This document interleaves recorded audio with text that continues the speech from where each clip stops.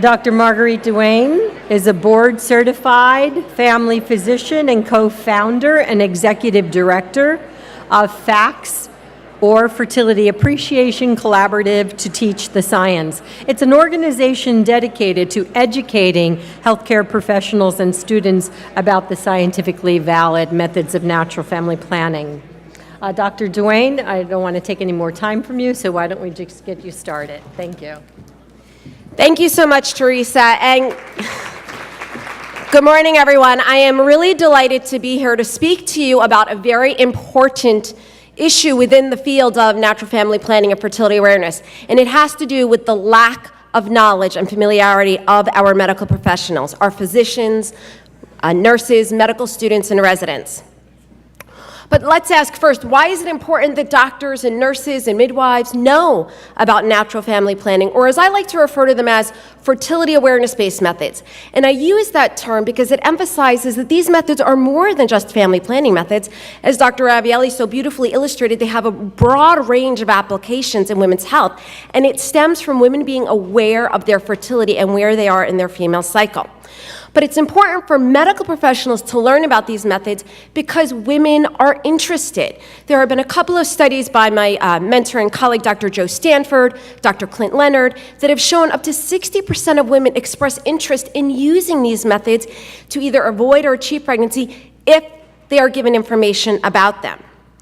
Why is it? Well, as you've seen, these methods are effective for family planning. These methods are also free from artificial hormones and have no side effects. And in fact, many people may think women want to use natural methods of family planning because they come from a faith-based perspective.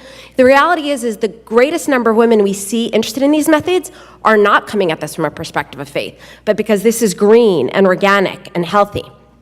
And as Dr. Stanford alluded to, these methods have been shown to have positive impacts on couples' relationships. He also mentioned fertility tracking apps. Our team at FACTS did a study of did an analysis of all of the apps that were on the market as of 2015. There were, about that time, 100 apps that were on the market for couples to use to achieve or avoid pregnancy. At this point, there's over 1,000 apps on the market just to even track a woman's fertility. And these apps have millions of users. But they do not say to these women, you need to learn how to chart your cycle from a trained instructor, which is critical. And I am so grateful to all of the educators we have here.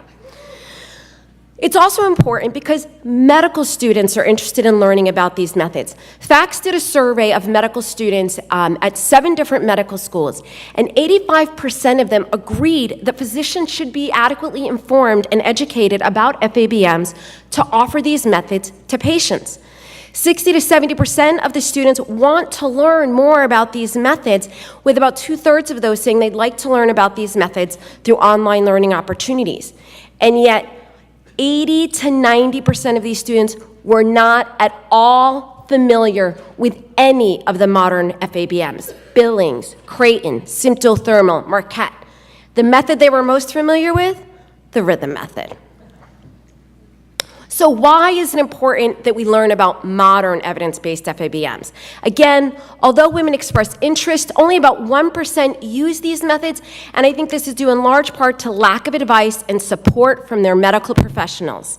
There was a study published a couple years ago that showed only 3 to 6% of OB-GYNs and family physicians, the doctors that provide the overwhelming majority of women's health care, less than 10% had correct knowledge of the effectiveness about FABMs, and as such, students do not learn about them. And again, numerous studies show that when you ask medical professionals what methods they're familiar with, the method they're most familiar with, the calendar rhythm method. And as I like to point out to my colleagues, modern natural or fertility awareness-based methods are not your grandmother's rhythm method. This method, when it was developed in the 1930s, was based on the best science of the time. And as Dr. Faring pointed out, this is based on the work of Dr. Leo Latz. But just like the telephone, when it was invented, was a major advance in telecommunications, the rhythm method was then too. But how many of you still own a telephone that looks like that?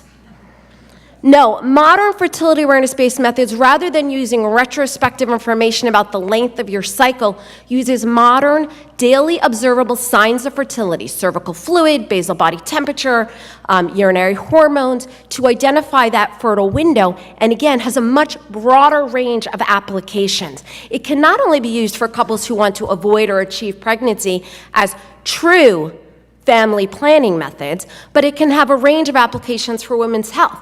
Just like your smartphone today, right? How many of you just use your smartphone to call people? In fact, how many of you actually use your smartphone to call people? So what are the modern fertility awareness-based methods? We've alluded to them. They can really be broken down into 5 major categories: cervical fluid methods like the Billings ovulation method and the Creighton model, symptothermal methods, symptohormonal methods like Marquette, the standard days method, and the lactational amenorrhea method.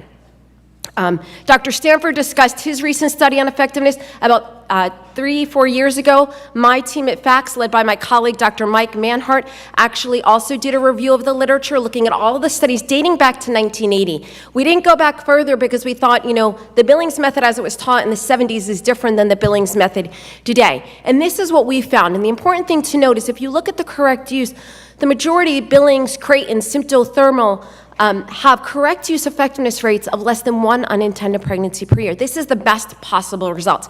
The typical use rate is going to vary, and it is going to depend on really 3 main factors: a couple's motivation to use the method, their willingness to learn from a trained instructor, as well as the support of their partner. So this is what the research shows about the effectiveness.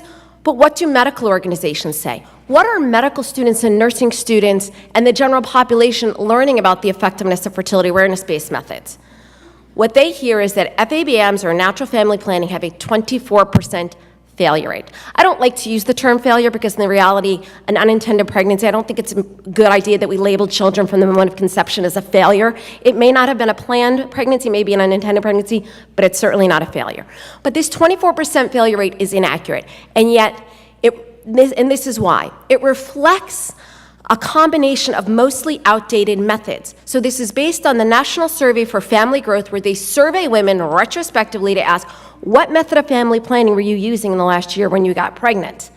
And they track it, and what they discovered is 86% of these women report using some sort of calendar or rhythm method. They may not have actually been using the real rhythm method, but some sort of calendar calculation.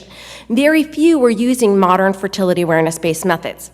The real unintended pregnancy rate varies depending on the method, and this is what I tell my colleagues. You don't tell a woman who's on the mini pill or in the Depo shot or in the Mirena IUD, you don't combine them and say, well, those are all progesterone methods of family planning, so we're going to report one combined method. No, they may all contain progesterone, but they work differently. And it's the same with modern fertility awareness-based methods. The unintended pregnancy rate with correct use and with typical use can be as low as 2% per year, based on the studies by my colleague Dr. Petra Frank-Herrmann in Germany. So it's important we set the record straight. To do this, FACS has partnered with an organization called Natural Womanhood to ask the CDC to update and report accurate data. These petitions are available on both of our websites if you want to go on and sign our petition. We've also developed a medical update, which is critical because pharmaceutical companies have a ton of money to hire reps to go in to detail doctors about the latest and greatest drug. FACS is a very, very, very small organization. I just want to say right now how grateful I am to my husband who allowed me to quit my job 5 years ago so I could donate my time to build this organization.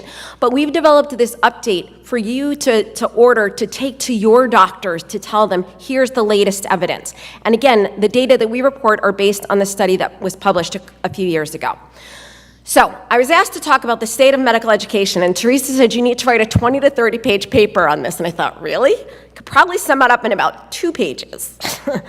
But there was an article published in the Linacre Quarterly, the Journal of the Catholic Medical Association, in 2010. And they found that from 1982 to 2009, only 9 articles addressed the topic of educating medical professionals about fertility awareness-based methods. And again, it showed the overwhelming majority of physicians had limited education or knowledge. Less than half reported knowing these methods well, and the majority would not even mention these as an option to their patients. In preparation for this talk, I looked at the literature from 2010 to 2018. The good news is there's a little bit more. There was 8 articles and 2 letters, but the results were pretty similar. Medical professionals just show an overwhelming lack of knowledge. Family medicine residency faculty, the physicians that are responsible for training future physicians, less than half of them felt confident presenting about fertility awareness-based methods. Less than half of OB-GYN residents ever counseled a patient about natural family planning.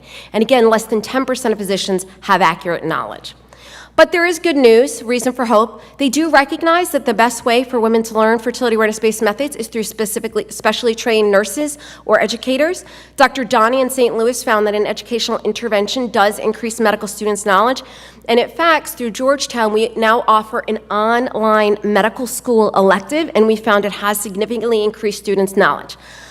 I would say that sounds fantastic, but honestly, it's not such a huge accomplishment because they're coming in so ignorant that there's really not much we have to do to significantly increase their knowledge. But I love giving talks because people always come away feeling like, I've learned so much. So, what are the current and future opportunities? Well, I'm so grateful to so many of the organizations that are already doing this. Dr. Tom Hildreth, since the 1970s and 1980s, through the Creighton model, has been training medical professionals as well as teachers to implement these methods and to address the medical applications. Marquette also has a program specifically geared towards medical professionals as well as to train instructors. FEM is relatively new. It stands for the Fertility Education and Medical Management. They also now have training opportunities to train medical professionals in the applications of fertility awareness-based methods and the science to address women's health issues, and they also do train teachers. Since they are relatively new, they still don't have a lot of research supporting their method, and it gets back to Dr. Stanford's point. We need more funding because we need to do more research to show the validity of these methods. I do want to point out, though, it is not just Catholic organizations. Justice College International is an online program specifically geared towards the secular audience, and they market themselves as the gold standard in secular education. Now, as such, they also recommend the use of barriers, etc., but it's important to know that there are other organizations that are out there doing this and having an impact. Now, our teaching organizations like Billings and Symptothermal Couple-to-Couple League, they may not have programs specifically geared towards medical professionals, but they do have medical professionals going through their training.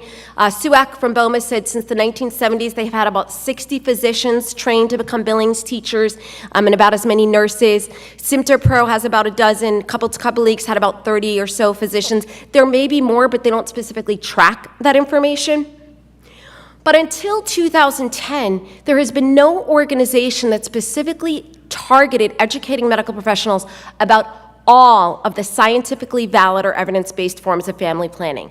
And that was when we formed FACS. And I co-founded this organization with a fellow family physician, Dr. Bob Motley. Our mission is to educate future and current healthcare professionals about evidence-based fertility awareness methods so that they can empower women and engage couples to care for their reproductive health. Our vision, this may sound revolutionary, but we want to change the culture of medicine so fertility is once again recognized as normal and healthy. But I want to tell you what inspired FACS. I mentioned the other night that I was a 29-year-old first-year resident in a family medicine program in Lancaster, Pennsylvania. I was on OB call late one night doing what any good intern would do, writing prescription for the birth control pills for all of my postpartum patients, because it is drilled into you as a medical student. You do not let a woman leave the hospital with a baby without birth control on board.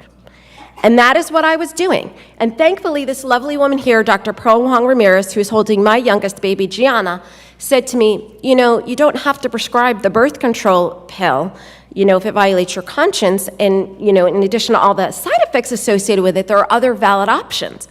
And I looked at her and I said, what? She's like, well, you can teach them about charting their cycle. I said, what is that? She's like, well, you know, with natural family planning or fertility awareness. And I was shocked. I had never heard this term. This was in 2000. 10 years later, I got an email from a friend of mine. I joined the faculty at Georgetown in 2004. I left my paid position in 2008 to become medical director of the Catholic Charities Health Centers, but I was still an adjunct as a volunteer, and I got an email from a colleague saying, we need people to teach small group electives on topics loosely related to medicine, and I thought, what a wonderful opportunity to even reach a small group of first-year medical students.